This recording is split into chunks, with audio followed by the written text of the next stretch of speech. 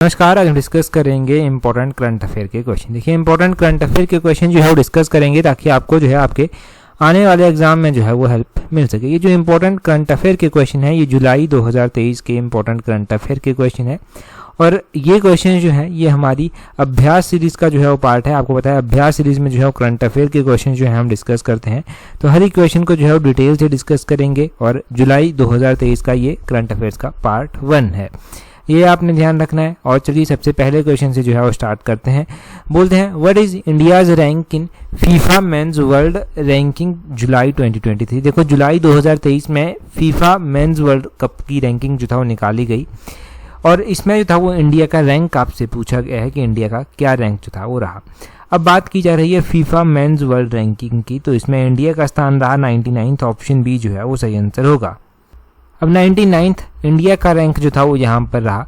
यहाँ से और भी पॉइंट निकल कर आते हैं जो कि एग्जाम में पूछे जा सकते हैं, उनको भी जान लेते हैं। अब देखो, ये जो latest FIFA men's world ranking निकाली गई इसमें जो था वो इंडिया का रैंक 99th रहा। थोड़ा सा अपग्रेड जो है वो हो गया, शायद पिछली बार जो था वो 100 था, इस बार 99 जो है वो पहुंच गया है। अब यहाँ पर ये बात भी आप ध्यान रखें कि अब इंडिया की जो टीम है ना उसको ब्लू टाइगर जो है वो कहा जाएगा, ये भी पता होना चाहिए। फीफा रैंकिंग की बात करते हैं तो टॉप कंट्रीज तो पता ही होंगी। अर्जेंटीना जो है वो टॉप में है। अर्जेंटीना के बाद दूसरे और तीसरे नंबर पर कौन आता है, तो फ्रांस जो है वो दूसरे नंबर पर आता है। ब्राजील जो है वो तीसरे नंबर पर जो है वो आता है। तो ये दूसरे और तीसरे नंबर की कंट्रीज भी जो है वो आप ध्यान रखना। अगला क्वेश्चन देखेंगे हमारे पास क्या पूछा गया है। बोलते हैं which country is all set to join the Shanghai alliance. तो बोलते हैं कि कौन सा देश संघाई गठबंधन में शामिल होने के लिए तैयार है। अब देखो, लगभग तैयारियां पूरी हो चुकी हैं। एससीओ जिसको संघाई कोऑपरेशन ऑर्गेनाइजेशन कहते हैं उसमें जो है ये इसमें जो है ऐड कर दिया जाएगा इसको। तो ये कौन सी कंट्री है, ये है ईरान कंट्री। ऑप्शन डी जो है वो सही आंसर हो जाएगा। ईरान जो है वो लगभग तैयारी कर चुका है एससीओ में जाने की। एससीओ की अगर हम बात करते हैं ना तो यहाँ से क्वेश्चन सेट होता है, खासकर आपके जो एलाइड के एग्जाम्स हो गए, आपके जो एचपी पब्लिक सर्विस कमीशन के एग्जाम्स होते हैं उनमें। एससीओ देखो एक इंटरनेशनल ऑर्गेनाइजेशन है, इंटर गवर्नमेंट ऑर्गेनाइजेशन इसको आप कह सकते हैं। ये जो था वो 2001 में बनाई गई थी और संघाई चाइना में जो था ये बनाई गई थी और इसके जो लीडर थे उस टाइम वो चाइना था, कजाकिस्तान था, किर्गिस्तान था, रशिया था, तजाकिस्तान था, उज्बेकिस्तान था। और प्रेजेंट टाइम में इसमें 8 मेंबर हैं और 9th नंबर का मेंबर ईरान भी जो है वो लगभग तैयार ही है जाने के लिए। ये जो 8 कंट्रीज यहाँ पर आती हैं इसमें चाइना, इंडिया और इंडिया के बाद Kazakhstan, Kyrgyzstan, Russia, Pakistan, Tajikistan और उज्बेकिस्तान, ये कंट्रीज जो हैं वो आ जाती हैं। अब देखो, इंडिया ने इसको कब ज्वाइन किया था, तो इंडिया ने जो था वो 2017 में जो था वो ज्वाइन किया था। अकेला इंडिया ही नहीं इसको ज्वाइन किया था उस टाइम, इंडिया के साथ जो था वो पाकिस्तान ने भी जो था वो इसको ज्वाइन किया था। तो पाकिस्तान और इंडिया ने जो था वो इसको 2017 में जो था वो ज्वाइन कर लिया था। परमानेंट मेंबर जो था वो इसके इस टाइम में बन गए थे। तो ये आपने एससीओ के बारे में भी जो था वो सारा जान लिया। अगला क्वेश्चन देखें हमारे पास क्या पूछा गया है। बोलते हैं which IIT has been ranked as the top institute in India according to NIRF ranking. देखो, एनआईआरएफ जो है वो रैंकिंग निकालता है, इसमें टॉप इंस्टीट्यूशन की लिस्ट जो है वो दी जाती है। तो इंडिया में जो टॉप इंस्टीट्यूशन रहा वो कौन सा इंस्टीट्यूशन रहा, ये जो है वो यहाँ पर पूछा जाता है। उससे पहले देखो, एनआईआरएफ की पूरा नाम जो क्या होता है वो आपको पता होना चाहिए, नेशनल इंस्टीट्यूशनल रैंकिंग फ्रेमवर्क। ये आपने ध्यान रखना है। एन स्टैंड फॉर नेशनल, उसके बाद एन आई आता है तो आई स्टैंड फॉर इंस्टीट्यूशनल और R stand for ranking, F stand for framework. ये है इसका 2023 में जो था वो आईआईटी मद्रास, ये जो था वो टॉप में रहा। ऑप्शन सी जो है वो सही आंसर हो जाएगा।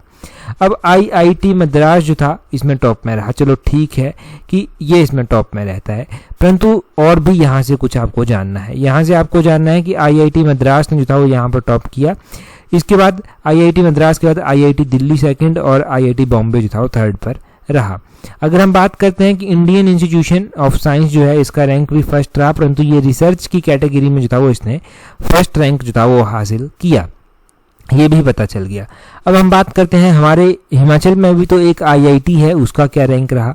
आईआईटी मंडी हमारे हिमाचल में है, तो आईआईटी मंडी के अगर हम रैंक की बात करते हैं ना कि आईआईटी मंडी का क्या रैंक रहा, तो 73rd रैंक जो था वो यहाँ पर रहा। इन कैटेगरी ऑफ अगर हम इंजीनियरिंग में बात करते हैं ना तो 33 नंबर जो था वो इसका रहा था। इंजीनियर की कैटेगरी में पूछा जाए ना, इंजीनियरिंग की कैटेगरी में कि आईआईटी मंडी का जो था वो क्या स्थान रहा, तो 33rd रहा, और इसमें जो था वो इंडिया का रैंक इस बार गिरावट जो है वो देखने को मिली है। अब कौन सी यूनियन मिनिस्ट्री है जो रैंकिंग जो है वो जारी करती है, तो यूनियन मिनिस्ट्री ऑफ एजुकेशन जो है वो रैंकिंग को जारी करती है, ये भी पता होना चाहिए। अच्छा, इंडिया में तो आपको इंडिया में क्या, हिमाचल में आपको पता चल गया कि इन जो आईआईटी मंडी है इंजीनियरिंग की कैटेगरी में जो है वो इसका 33rd रैंक जो है वो रहा है। यहाँ पर हमारे इंडियन इंस्टीट्यूट ऑफ मैनेजमेंट भी है आईआईएम सिरमौर। आईआईएम सिरमौर का क्या रैंक रहा है, देखो आईआईएम सिरमौर का रैंक 98th रहा है, और बड़ी हैरानी की बात है कि आईआईटी मंडी का rank as compare to previous year गिरा है, और आईआईएम का रैंक भी जो है वो गिरा है। आईआईटी मंडी का रैंक जहां लास्ट टाइम 20 था, वहां ये 33 जो है वो इस बार हो गया है, और आईआईएम का रैंक जहां लास्ट 69 था, इस बार जो है ये रैंक 98 जो है वो हो गया है। तो रैंकिंग दोनों इंस्टीट्यूशन की गिरी है, ये चिंता का विषय है। अगला क्वेश्चन जो है वो देखते हैं। अगले क्वेश्चन में पूछते हैं, बोलते हैं Meta the parent company of Facebook has launched which app as competitor of Twitter. तो बोलते हैं कि मेटा ने जो है वो क्या किया है, मेटा ने जो है मेटा यानी कि फेसबुक की ये पेरेंट कंपनी है एक तरह से, और जब ये फेसबुक की पेरेंट कंपनी है तो इसने जो है वो क्या किया है, इसने जो है वो अपना एक ट्विटर को कंपटीशन देने के लिए अपना एक ऐप लॉन्च किया है, और ये ऐप कौन सा है, ये है थ्रेड्स ऐप। ऑप्शन सी जो है वो सही आंसर हो जाएगा।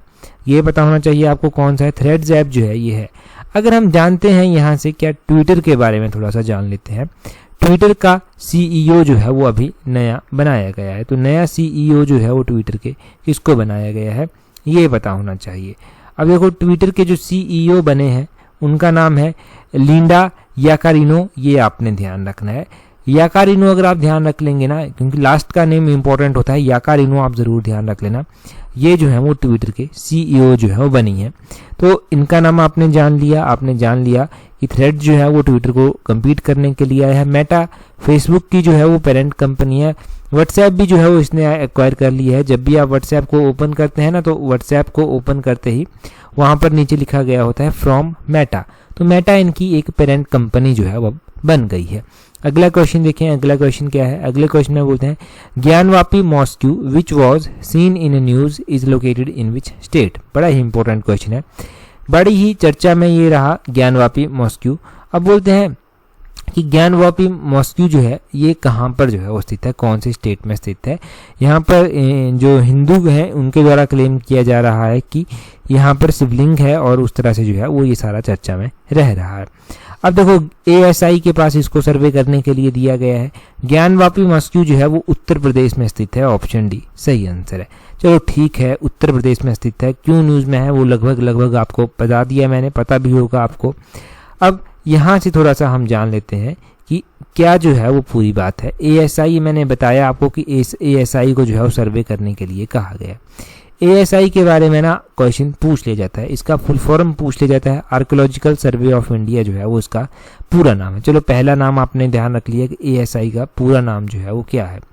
ASI के पूरे नाम के अलावा भी आपको कुछ बातें पता होनी चाहिए कि ASI की स्थापना जो था वो कब की गई थी। 1861 में जो था वो इसकी स्थापना जो था वो की गई थी, ये आप ध्यान रखें। इसके जो पहले फाउंडर ही कह लीजिए इसके, अलेक्जेंडर कनिंघम जो था वो इसके फाउंडर थे, वो भी आपने ध्यान रखना है। इसका हेडक्वार्टर कहाँ पर स्थित है, न्यू दिल्ली में जो है वो इसका हेडक्वार्टर जो है वो स्थित है। बस इतना काफी है ध्यान रखने के लिए।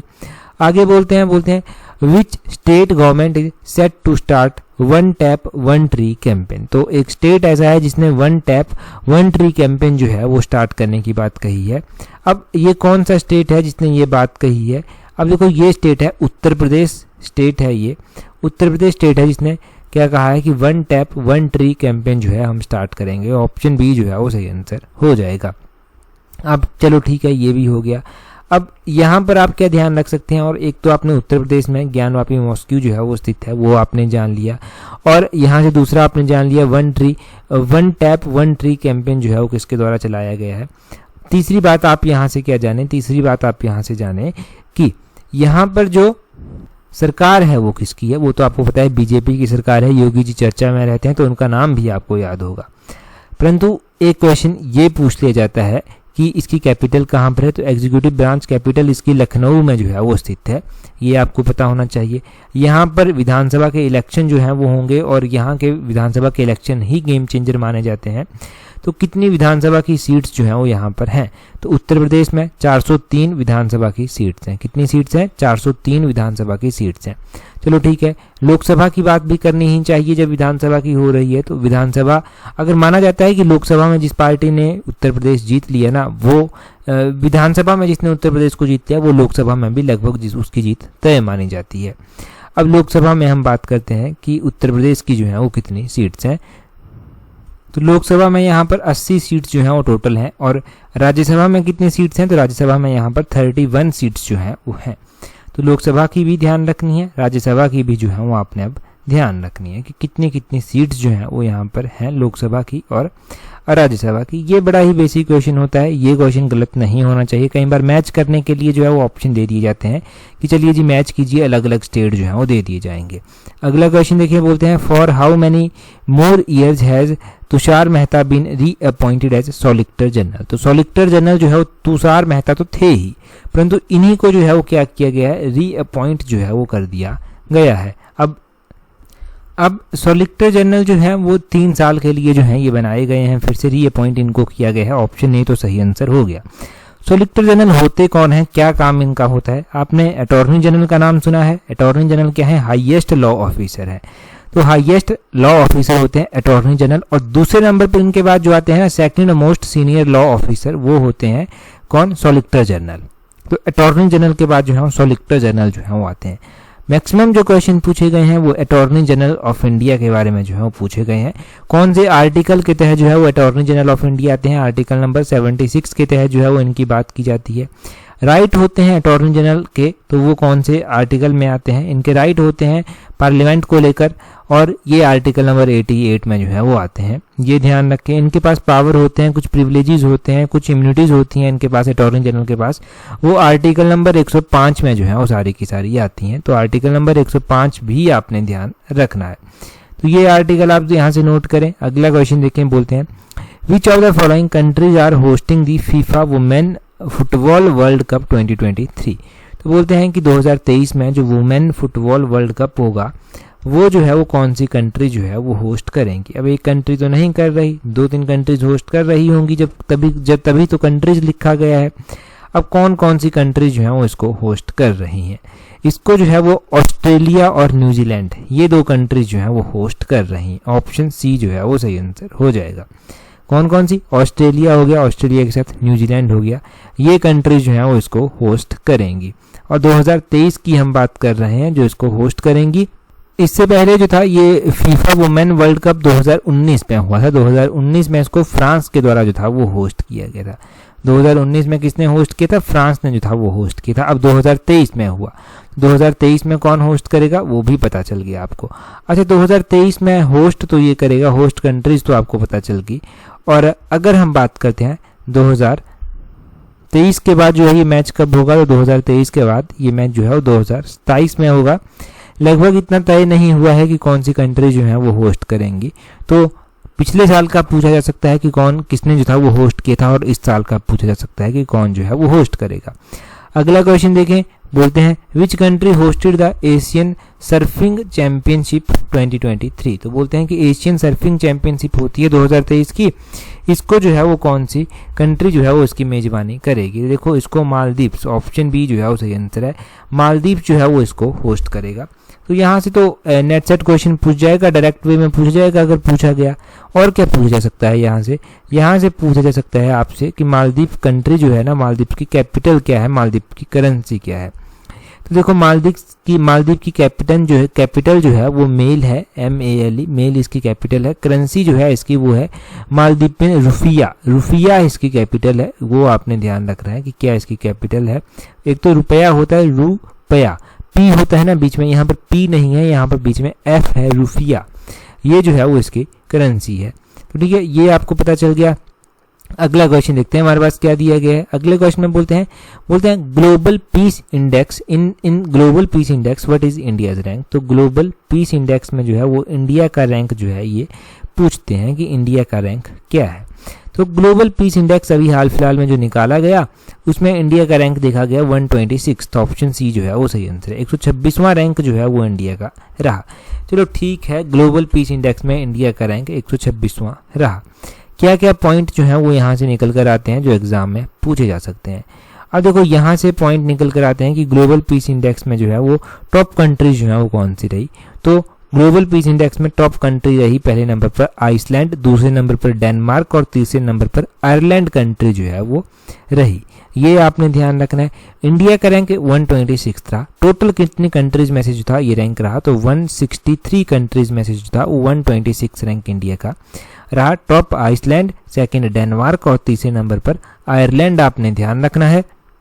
अगला क्वेश्चन देखते हैं हमारे पास क्या दिया गया है। नेक्स्ट क्वेश्चन में दिया गया है विच institution released the national multi dimensional poverty index. तो बोलते हैं कि मल्टी डायमेंशनल पॉवर्टी इंडेक्स जो है वो निकाला जाता है। तो ये मल्टी डायमेंशनल पॉवर्टी इंडेक्स जो है वो किसके द्वारा जो है वो निकाला जाता है, तो ये नीति आयोग के द्वारा जो है वो निकाला गया। ऑप्शन बी जो है वो सही आंसर है कि नीति आयोग ने जो है वो इसको निकाला। अब यहाँ पर भी जो है वो क्या कुछ इंपॉर्टेंट है ऐसा जो आपको ध्यान रखना है। तो एक तो आपने ये ध्यान रखना है कि नीति आयोग जो है वो इसको निकालता है, और मल्टी डायमेंशनल पॉवर्टी इंडेक्स में जो है वो बिहार, झारखंड, मेघालय, उत्तर प्रदेश जो था वो टॉप लिस्ट में थे इसमें मल्टी डायमेंशनल पॉवर्टी इंडेक्स में। ये भी ध्यान रखें आप कि कौन कौन से स्टेट जो था वो टॉप थे। तो वो भी टॉप स्टेट आपको पता चल गए कि कौन कौन से थे। ज़्यादा नहीं जानेंगे, इतना ध्यान रखें, यहाँ से काफ़ी है ध्यान रखने के लिए। अगला क्वेश्चन देखें, बोलते हैं with which country does India conduct the maritime exercise JIMEX 2023। तो देखो ये मैरीटाइम एक्सरसाइज है और समुद्री अभ्यास है एक, इसका नाम है जिमैक्स 2023। ये 2023 नहीं, जिमैक्स 23 2023 में हुआ तो 23 नाम इसको साथ में दे दिया। जिमैक्स एक्सरसाइज जो है वो इंडिया की होती है जापान के साथ। ऑप्शन सी सही आंसर हो जाएगा। और इस वर्ष जो था वो इंडियन नेवी ने जो था वो इसको होस्ट किया। विशाखापट्टनम में जो था ये हुई जुलाई महीने में जो था ये हुई, जुलाई 5 से लेकर 10 जुलाई के बीच में जो है ये हुई। ठीक है, इंडियन नेवी ने इसको होस्ट किया। बे ऑफ बंगाल विशाखापट्टनम में जो था वो इसको होस्ट किया गया। अब इंडिया क्या जापान के साथ जो है वो कोई और एक्सरसाइज भी जो है वो करता है। तो इंडिया और जापान के बीच में जो है वो धर्मा गार्जियन एक्सरसाइज होती है। इंडिया और जापान के बीच में जो है वो जिमैक्स एक्सरसाइज जो है वो होती है। तो ये दो एक्सरसाइजेज आपने ध्यान रखने। धर्मा गार्जियन किसके साथ होती है तो ये भी पता होना चाहिए। जिमैक्स किसके साथ होती है ये भी पता होना चाहिए। अगली एक्सरसाइज हमने ना लास्ट अभ्यास सीरीज में ना कहीं पर डिस्कस की है। क्वेश्चन के रूप में डिस्कस नहीं हुई थी परंतु डिटेल में डिस्कस हुई थी। बोलते हैं सेल्वेक्स हो गया, ये बोलते हैं एक एक्सरसाइज है of India conducted with which country. तो बोलते हैं कि सेल्वेक्स एक्सरसाइज जो है वो इंडिया करता है कंडक्ट, परंतु किस कंट्री के साथ जो है ये करता है। तो इंडिया इसको यूनाइटेड स्टेट ऑफ अमेरिका के साथ जो है वो करता है। ऑप्शन बी जो है वो सही आंसर है। यूएसए के साथ जो है वो इंडिया इस एक्सरसाइज को करता है। यूएसए के साथ ना हम बहुत सारी एक्सरसाइजेज जो है वो करते हैं, तो एक्सरसाइजेज ना चर्चा में रहती हैं। अब इंडिया और यूएसए की एक्सरसाइज की हम बात करते हैं कि ये एक्सरसाइजेज जो है वो कौन कौन सी हैं, इनके क्या क्या जो है वो नाम है। अब इनके नाम जो है वो किस किस तरह से हैं हर एक को जानेंगे। एक तो हो गया युद्ध अभ्यास और एक हो गया वज्र प्रहार। ये इंडिया और यूएस के बीच में जो है वो होती है, ये आपने ध्यान रखना है। मलबार मल्टी डायमेंशनल होती है, इसमें इंडिया और अमेरिका भी जो है वो पार्टिसिपेट करते हैं। मल्टीलेटरल होती है, इसमें और भी जो है वो कंट्रीज होती हैं। और रेड फ्लैग हो गया, इसमें जो है वो इंडियन एयरफोर्स और यूएस की एयरफोर्स जो है वो पार्टिसिपेट करती हैं। ये भी आपने ध्यान रखना है। तो युद्ध अभ्यास और वज्र प्रहार ये तो बहुत ज़रूरी है ही है। इसके अलावा आपने एक और एक्सरसाइज जो मैंने आपको बताई वो भी आप ध्यान रखें। उस एक्सरसाइज का नाम था मालाबार मल्टीलेटरल एक्सरसाइज थी। इसमें और भी कंट्रीज जो हैं वो इंडिया और यूएस अकेले नहीं होते, और भी कंट्रीज जो हैं वो इसमें पार्टिसिपेट कर लेती हैं। तो इन कंट्रीज को जो है वो ध्यान रखें। चलो एक क्वेश्चन आपसे पूछ लेता हूँ, ब्रेनस्टॉर्मिंग हो जाएगी। एक नोमैडिक एलिफेंट एक्सरसाइज होती है। नोमैडिक एलिफेंट एक्सरसाइज ये कौन कौन सी कंट्रीज के बीच में होती है। चलो रिवीजन हो जाएगा, तैयारी तो आप कर ही रहे हैं, रिवीजन हो जाएगा। अगले क्वेश्चन में बोलते हैं which of the following company is preparing to launch the world's largest privately owned satellite called Jupiter 3। तो जुपिटर 3 को लॉन्च करने की तैयारी में है। ये जो है वो वर्ल्ड का फर्स्ट जो है वो निजी होगा, मतलब प्राइवेटली ओन्ड होगा। तो कौन सी कंट्री जो है वो करने के लिए तैयार है, कौन सी कंट्री नहीं सॉरी कौन सी कंपनी जो है वो इसको तैयार कर रही है। तो इसको स्पेसएक्स जो है वो तैयार कर रही है। ऑप्शन ए सही आंसर है। अभी हमने चंद्रयान 3 जो था वो लॉन्च किया। चंद्रयान 3 के बारे में हम गिरिराज पत्रिका में जो है वो डिटेल में सारा जान चुके हैं कि किस किस तरह से है, परंतु यहाँ से आप स्पेसएक्स ज़रूर ध्यान रखें। इसका हेडक्वार्टर यूनाइटेड स्टेट में जो है स्थित है और इसके जो CEO है ना उनका नाम ज़रूरी है। एलन मस्क जो है वो इसके CEO हैं, इनका नाम एग्जाम में पूछा जा सकता है। यही जो है वो उसके फाउंडर भी हैं, एलन मस्क, और टॉम मुलर थे, वो भी इसके फाउंडर थे एलन मस्क के साथ में। तो फाउंडर कई बार क्या होता है ना, मैच करने को दिए जाएंगे फाउंडर, जैसे स्पेसएक्स का दे दिया और भी इंपॉर्टेंट कंपनी जो है उठा ली, उनके दे दिए, तो इस तरह से क्वेश्चन पूछ लिया जाता है। अगला क्वेश्चन देखें, बोलते हैं national space mission for earth observation is associated with which country. तो बोलते हैं कि पृथ्वी अवलोकन के लिए राष्ट्रीय अंतरिक्ष मिशन किस देश से संबंधित है। अब देखो, अर्थ ऑब्जर्वेशन के लिए जो है जो एक अंतरिक्ष मिशन है वो किस देश से संबंधित है, ये पृथ्वी अवलोकन के लिए, तो ये जो है ये ऑस्ट्रेलिया से जो है वो संबंधित है। नेशनल स्पेस मिशन जो है वो अर्थ की ऑब्जर्वेशन के लिए है और ऑस्ट्रेलिया के साथ जुड़ा हुआ है। इसकी तैयारी है, बनाया जा रहा है, तो इसको जो है वो मुख्य रूप से ऑपरेट और ये 4 सैटेलाइट जो है वो लॉन्च कर देगा। शेड्यूल जो रखा गया है 2028 से 2033 के बीच में जो है ये कर ही देगा, ये जो है वो अनुमान लगाया गया है। ज़्यादा नहीं जानते हैं ना, 2 हमने स्पेस से रिलेटेड क्वेश्चन जो है वो जान लिए, तो हम यहाँ से क्या जान लेते हैं, हम अपना इसरो जो है ना हमारा, उसके बारे में जो है वो जान लेते हैं। इसरो जो है वो किस तरह से है, तो इसरो का पूरा नाम है इंडियन स्पेस रिसर्च ऑर्गेनाइजेशन। ये आपने इसरो का पूरा नाम ध्यान रखना है। इसका जो हेडक्वार्टर है ना वो बेंगलुरु में स्थित है। बेंगलुरु जो है वो इसका हेडक्वार्टर ज़रूरी है। और इसके जो फाउंडर थे वो विक्रम साराभाई थे। 1969 में जो था वो इसकी स्थापना की गई थी और 15 अगस्त 1969 को जो था वो इसकी स्थापना जो था वो की गई थी। तो इसरो इसको जो है वो कहा जाता है और 1000 ऑफ एम्प्लॉय जो है वो यहाँ पर काम भी करते हैं। और इसरो आपको पता है इंडिया की एक एजेंसी है, स्पेस एजेंसी आप कहेंगे। और चंद्रयान 3 तो आपको पता है इसरो ही लॉन्च किया, इसरो के द्वारा ही लॉन्च किया गया। तो अगले हम क्वेश्चन जानते हैं, कुछ इम्पोर्टेंट डेज रहे, कुछ इम्पोर्टेंट वन, तो वो हम जान लेते हैं। तो नेशनल चार्टर्ड अकाउंटेंट डे मनाया जाता है, जिसको CA कहते हैं, CA। तो national chartered accountant CA day जो है वो कब मनाया जाता है, तो ये जो है जुलाई महीने में मनाया जाता है। जुलाई महीने की पहली तारीख को जो है ये मनाया जाता है, CA day, chartered accountant day. National postal worker day जो है वो कब मनाया जाता है, ये भी जुलाई 1 को ही जो है वो मनाया जाता है, national postal worker day. Goods and services tax day कब मनाया जाता है, ये भी जुलाई 1 को ही मनाया जाता है। तो जुलाई महीने के पहले ही तारीख के 3 इंपॉर्टेंट डे मैंने आपको रिवाइज बताए यहाँ पर, वो आपने ध्यान रखने हैं। और इंपॉर्टेंट डेज की बात है ना, तो वो विद थीम के साथ हम डिस्कस करेंगे और अलग से वीडियो में डिस्कस करेंगे, वो आपको मिल जाएगी। उसमें आपके रिवीजन जो है वो काफ़ी अच्छे से जो है वो फिर हो जाएगा, उसमें दिक्कत नहीं आएगी आपको। उसमें आपको इंपॉर्टेंट डेज बता दिए जाएंगे, इंपॉर्टेंट थीम्स जो है वो बता दी जाएंगी, तो वो सारा कॉन्सेप्ट आपका क्लियर हो जाएगा वहाँ से। चलिए जी, क्वेश्चन देखिए अगला। बोलते हैं what is India's rank on world press freedom index 2023। तो बोलते हैं कि विश्व प्रेस स्वतंत्रता सूचकांक 2023 में भारत का कौन सा स्थान रहा। ये क्वेश्चन हमने जून महीने के करंट अफेयर्स में जो था जाना था। अभ्यास सीरीज में जो है क्वेश्चन डिस्कस हो चुका है। अभ्यास सीरीज का इसके पहले वाला पार्ट आप देखेंगे ना, तो उसमें आपको मिल जाएगा ये क्वेश्चन। जल्दी से कमेंट करके बताएंगे, अच्छे से रिवीजन आपका हो जाएगा। जितना डिटेल में बता सकते हैं उतना बता दें, बाकी सभी का भी रिवीजन आपके रिवीजन के साथ जो है वो हो जाएगा। टेलीग्राम पर ज्वाइन नहीं किया है तो टेलीग्राम पर ज्वाइन करने के लिए अपने टेलीग्राम से @allexam31 सर्च करना, टेलीग्राम चैनल भी मिल जाएगा। इस वीडियो में इतना ही है। That's all for today. Thank you very much for watching and listening it very patiently.